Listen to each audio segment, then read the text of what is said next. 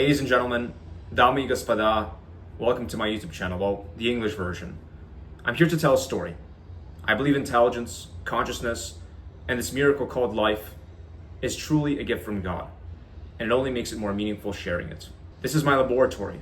Wait until the end, and I will be sharing with you my next experiment. I'm not American, Russian, liberal, conservative, Jewish, Christian, or put myself in any bucket of identities. I'm an individual. My name is Daniel Dalton. My mission is to acquire, share, and deploy this thing right here.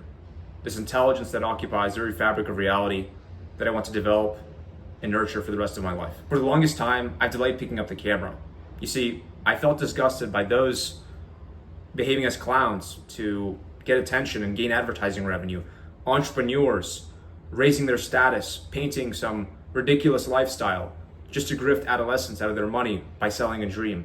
Or simply those that are sapping the energy out of our future heroes. As an aside, if you define money as an exchangeable note for energy, and I mean literal energy, as defined in physics, the unit in joules, kilograms times meters divided by seconds squared. There's three ways to make money. You can either create energy, and I don't mean literally create energy, I mean extract energy. Produce oil, obtain it from the environment, from the radiation from the sun. You can make the use of energy more efficient.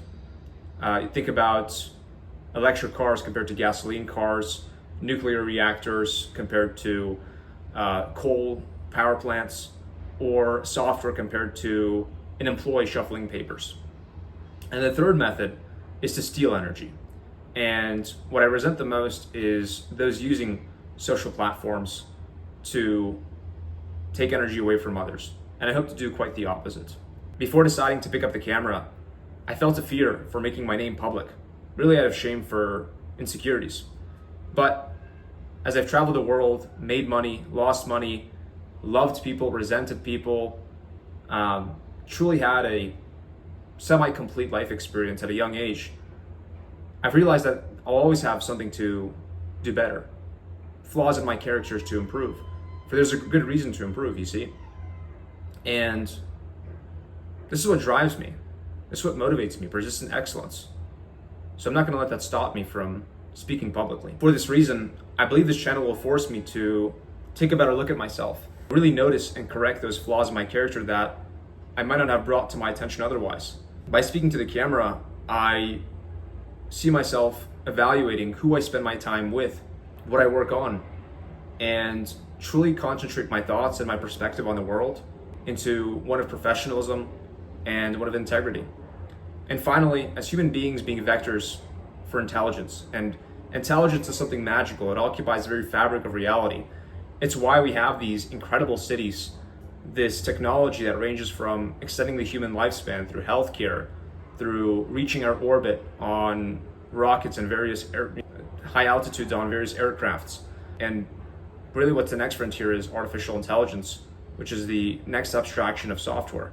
And so I really hope that the algorithm, whatever signal, whatever message that God wants to broadcast through me, it does it for the positive. Meta is a $1.5 trillion company because of distribution.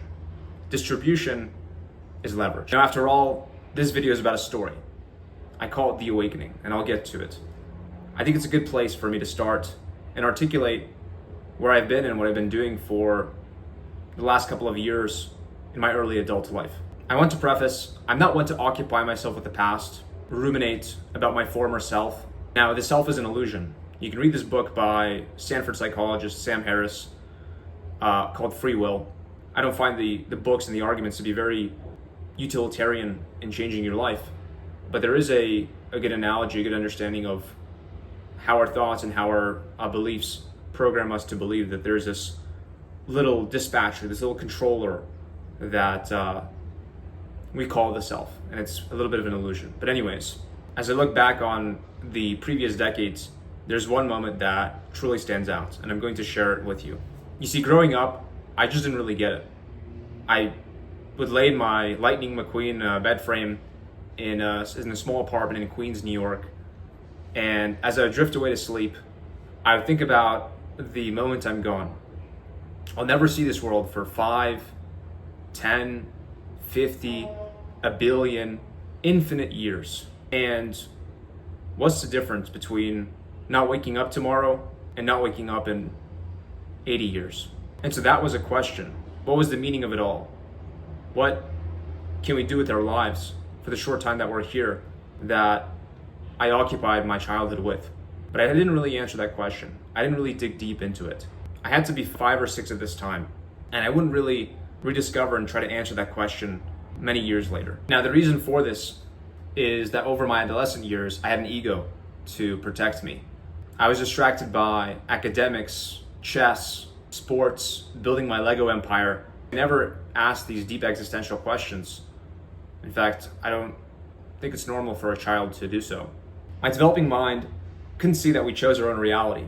And growing up in New York, Manhattan offers, well, plenty of examples. A mentally ill homeless person excreting on themselves on the D train headed uptown.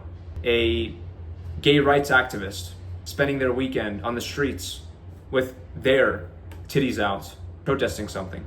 A talented accountant leaving their Park Avenue office 10 o'clock at night and drenched in misery, heading home with their kids already asleep. Or a hedge fund manager taking off into the sunset off an East River helipad on a beautiful Friday evening. And so if we fast forward a little bit, it just so happened I was 18, alone in my little dorm room in college, and this existential crisis hit me head on. It was March of 2023, and I had just spent the last several months working my ass off on an aerospace degree I was pursuing. When I was in high school, I never really wanted to go to college. In fact, I did a simple assessment at one point, and I realized it was quite pointless. Even if you attended a wonderful school like Stanford or Harvard, the time that you invest, the debt that you take on, or the financial cost of it would be marginal compared to the benefit that you would gain.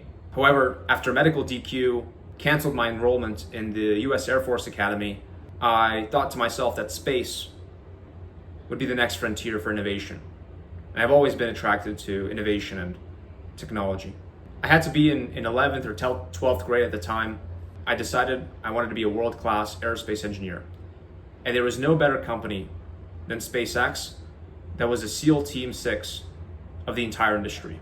So I looked at my college acceptances, and what I did was I enrolled in the university that sent the most number of recent graduates to SpaceX, and I made it my mission to get an aerospace degree in a record 2 years. Beyond the BS, pun intended, academic requirements, I knew I could do it. I did a little math on the credits I could transfer if I took community college courses and also an online university, so 3 colleges at a time, and I got my ass to work. And so I finished my first semester with 69 credits. Of course, every fiber of me hated the useless projects, the liberal injection into these politically neutral engineering courses, and all this inapplicable theory that you just have on paper but never really use. I felt like a villain in a swarm of minions, but that's what I signed up for. I'll save my breath on negative anecdotes, there's no point. And I want to make it very clear, I hated university. I knew I would hate it, but I grossly underestimated how much. And so as I'm working my ass off, whatever it was I was taking, 30, 35 credits a semester, I started asking myself these existential questions. Zooming on my e-scooter through the campus fog, in December, January, through the winter, I would ask myself what I'm really doing, why I'm doing it. Is all human behavior predetermined or orchestrated by mimetic theory? What happens when we die? What's the difference between living another 100 years and ending myself tomorrow? Can we see the truth? What would I do if all of a sudden my career in aerospace engineering came to a sudden halt? Even if I finished university in 2 years and I was in Texas working on Starship, 21 at 22. I was very lost, and I took it as a signal to meditate. I locked myself in my dorm room. It was really just a little closet for 2 hours, and in that time, everything came out. All those little questions that I had as a kid, the curtain was finally lifted. I realized how blindsided I was by my ego. I thought it was cool to work for a company that warped the destiny of humanity. I saw Elon Musk as a visionary, but failed to see that it was really his engineers that were building the enterprise. Elon himself doesn't know how to run an ANSYS fluid simulation from the 2023-2024 software license. He just hires someone who hires someone who hires someone. Again, an oversimplification. I have humongous respect for this individual. But an engineer who is world class at running these simulations is hired to do this task. And how much leverage, how valuable am I if that's all I can do? As I meditated, I realized that in the modern world, if you have the capital, if you have the leadership, if you can manage the talent and recruit the talent to build this dream, you can build anything. Anything is possible. My little speck of awareness realized that I didn't know what I didn't know. And I was curious. I was ready to change. The turning point for me was I came to a fruition that if I'm 23, I have my dream job at SpaceX, this glorious aerospace company, and for whatever reason, I'm fired, I'm no longer able to work at the company, or my career comes to a sudden halt, whatever it is, I would regret more being 23 and having to ask the question, what the fuck do I do now, than being at the time 18 years old and figuring out then. Even if I didn't make something of myself, even if I didn't achieve any amount of success, at least I'd have the learning experience and personal development than to be 23 and have to start at day one. This is what's called responsibility. I received a signal from the divine and I decided to pull the trigger. Again, I was so existentially lost. I felt like I needed to find myself, and the self is an illusion, which I also didn't realize at the time. But I felt like I needed to find myself or a new reality.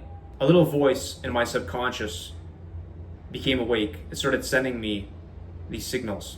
And so what I did was I dropped everything I was doing at the time and I booked a one-way ticket to Austin, Texas, with the mission to reinvent myself, to take responsibility for myself. I wanted to pursue a dream that I was in control of. You see, everything I was doing up to that time was held under the weight of one single possible outcome. If that outcome failed, everything that I did prior to that, the energy, the time, the work that I invested was pointless, because I didn't want to work for any other aerospace company. I had this attachment to SpaceX, and I still believe it's going to be the world's biggest and most transformative company in the last 1,000 years. But I couldn't let myself not be in control of my own destiny. My laboratory became open, and I started to experiment. Stay tuned for part 2, and I will share with you the experiments that ensued. My name is Daniel Dalton. If you're watching this video, I look forward to seeing you in. Until the next one, до свидания.